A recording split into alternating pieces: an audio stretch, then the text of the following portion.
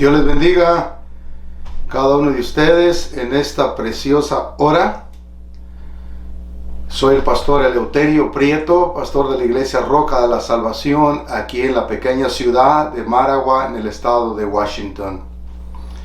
Estamos aquí para seguir con el estudio de la palabra del Señor sobre el tema principal, una administración eficaz.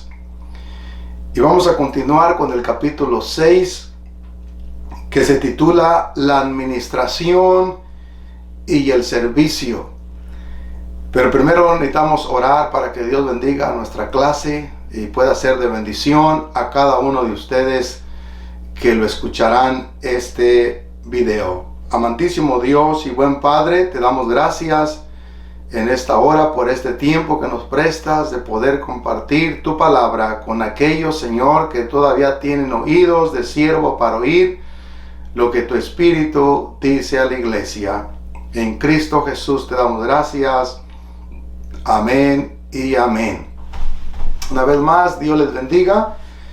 Estamos aquí grabando desde el 616 del Edgewater Way, Southwest and Desert, en el estado de Washington. Y como les dije al principio, vamos a seguir con el tema principal, una administración eficaz. Estamos en el capítulo 6, que se titula La administración y el servicio. Un hombre llamado Donald Walters dijo así: el liderazgo es una oportunidad para servir. No es un toque de trompeta para llamar la atención sobre la propia importancia. Ok, interesante. Un administrador es más que un líder que dirige, guía o enseña el camino a sus seguidores. Es uno que sirve.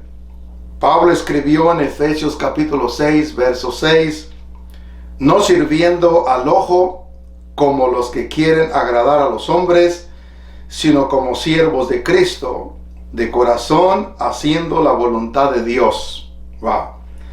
Jesús también nos enseña lo que en realidad es un buen líder administrador. Aquí tenemos un gran ejemplo de servicio. La Biblia nos enseña en Juan capítulo 13, versículo 4, se levantó de la cena y se quitó su manto y tomando una toalla se la ciñó. Luego puso agua en un lebrillo y comenzó a lavar los pies a los discípulos y a enjugarlos con la toalla con que estaba ceñido. Note algo muy importante en esta escritura que yo quisiera que pusiera atención y note con mucho cuidado. Note que Jesús hizo varias cosas aquí que debemos de considerar nosotros como creyentes o como administradores. Lo primero que podemos ver es que se levantó de la cena. Se estaba cenando y se levantó de cenar.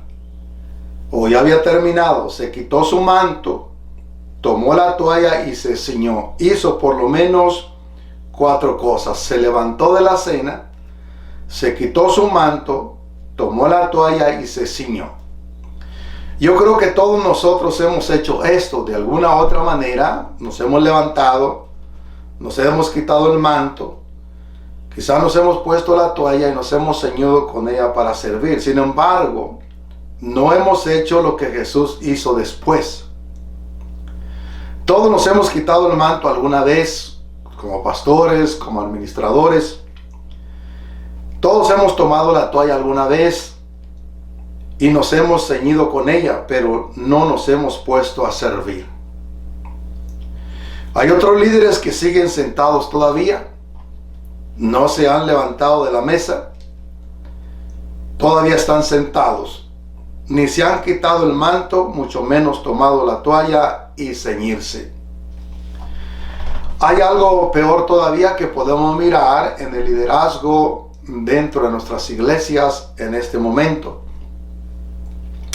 Muchos se han levantado de la mesa, se han quitado el manto y han tomado la toalla, pero no para servir, sino para tirarla y dejar el ministerio.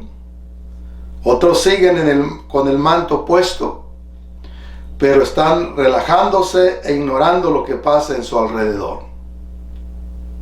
Tú no puedes estar haciendo eso si eres un líder administrador. Si tú en verdad tienes un llamado de Dios, entonces debes de preocuparte por lo que está pasando a tu alrededor. A Jesús le preocupó lo que estaba pasando en esa casa donde él llegó.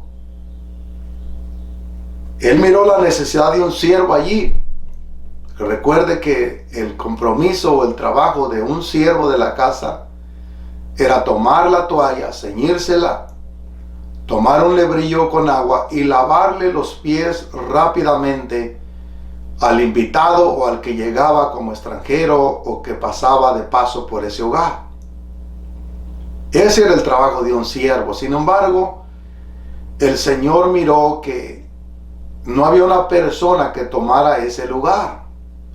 Todos estaban sentados esperando la cena para comer y saciarse, pero se necesitaba un siervo que tomara agua, tomara una toalla y comenzara a lavar los pies a los discípulos, incluyendo al maestro.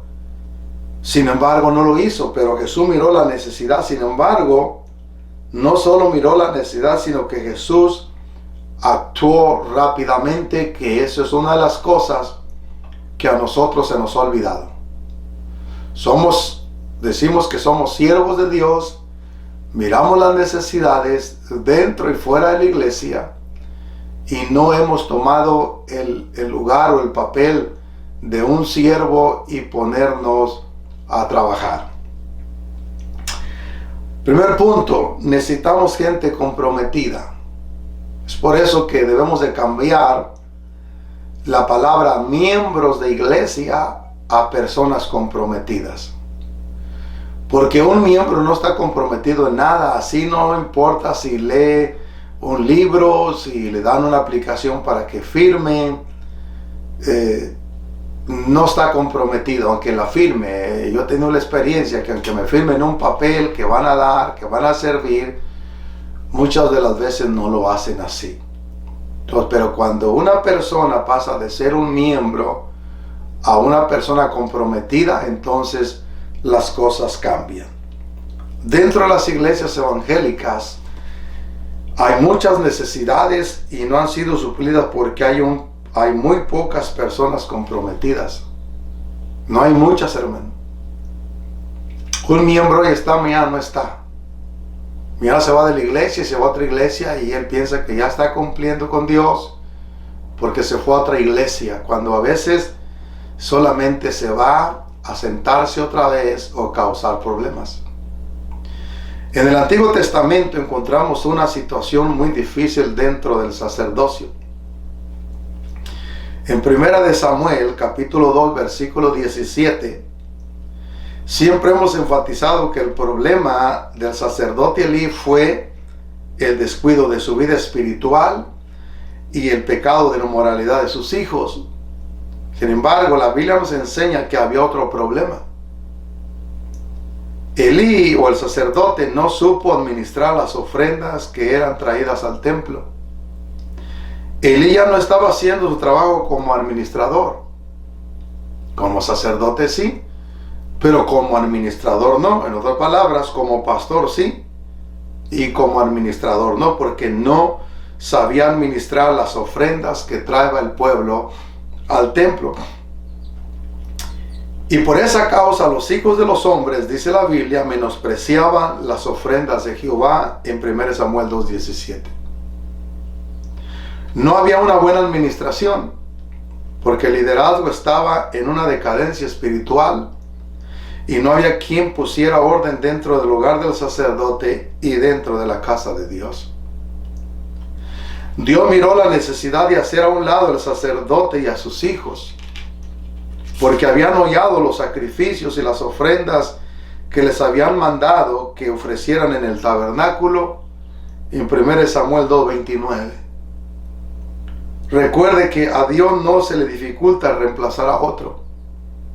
Dios ya tenía un sacerdote fiel para reemplazar al sacerdote que no pudo administrar las cosas sagradas en el altar. Y eso usted lo encuentra en 1 Samuel 2:35. Déjame decirte que si tú y yo no hacemos bien el trabajo, no solamente como líderes, como pastores, sino como administradores, a Dios no se le dificultará reemplazarnos y poner a otro. Jesús dijo en una ocasión: el reino de Dios se será quitado a vosotros y se le será dado a aquel que produzca frutos de él. Estas cosas son muy serias. Si tú no haces el trabajo que te corresponde, una vez más, Dios no vacilará en removerte y poner a otro en tu lugar. Segundo punto, para realizar esto hay que pagar un precio. O sea que las cosas no salen bien de la noche a la mañana, ni se realizan pronto así. En todas las cosas que hacemos en esta vida tiene un precio que pagar si las queremos hacer bien. Si nosotros vamos a hacer algo para Dios, necesitamos entender primeramente nuestro ministerio o nuestra función dentro del cuerpo de Cristo para tener el deseo de hacerlo con todo el corazón. El apóstol Pablo le escribe a los Corintios en su primera carta, el capítulo 1, verso 27 al 28, les dice: sino que lo necio del mundo escogió Dios para avergonzar a los sabios, y lo débil del mundo escogió Dios para avergonzar a lo fuerte, y lo vil del mundo y lo menospreciado escogió Dios, y lo que no es, para deshacer lo que es. Lo que Pablo está diciendo en este pasaje bíblico es que Dios escoge a gente sin experiencia para que no se jacte en su presencia, sino para que le glorifique a Él. O sea que no para que nos quedemos así toda la vida, sino que escoge gente débil, gente necia, gente sin conocimiento, pero no para que nos quedemos así, sino para que cuando hagamos las cosas bien, Dios se lleve la gloria y la honra. Muchos creyentes que han sido llamados por Dios al ministerio tuercen esta parte de la Escritura para hacer las cosas a su manera y no a la manera de Dios, porque no han entendido el verdadero significado de las Sagradas Escrituras. Cuando Pablo habla de necios, débiles y de gente vil, no está diciendo que hagamos necedades toda la vida y que hagamos las cosas al aventón, sino que debe de haber un deseo de superación en cada creyente. Si damos un paseo por el Antiguo Testamento, nos daremos cuenta que todo lo que hacemos bajo la dispensación de la gracia tiene un fundamento desde el principio de la creación. Sin embargo, aunque haya un buen fundamento, hay mucho descuido en el área de la administración dentro del ministerio y dentro de la obra de Dios. Esa es una de las razones por qué la obra de Dios no es bendecida. Porque si no hay una buena administración, Dios no bendice donde hay un desastre. Cuando el apóstol Pablo escribe la carta a Tito, le explica la importancia de llevar una buena administración dentro de la iglesia. También le recomienda que enseñe bien a los líderes para que se ocupen de las necesidades dentro de la iglesia. Pablo dice en Tito capítulo 3, verso 12 al 14: cuando envíe a ti a Artemas o a Tíquico, apresúrate a venir a mí en Nicópolis, porque allí he determinado pasar el invierno. A Zenas, intérprete de la ley, y a Apolos, encamínales con solicitud, de modo que nada les falte, y aprendan también los maestros a ocuparse en buenas obras para los casos de necesidad, para que no sean sin fruto. El apóstol Pablo sabía que en cualquier momento de su vida se terminaría.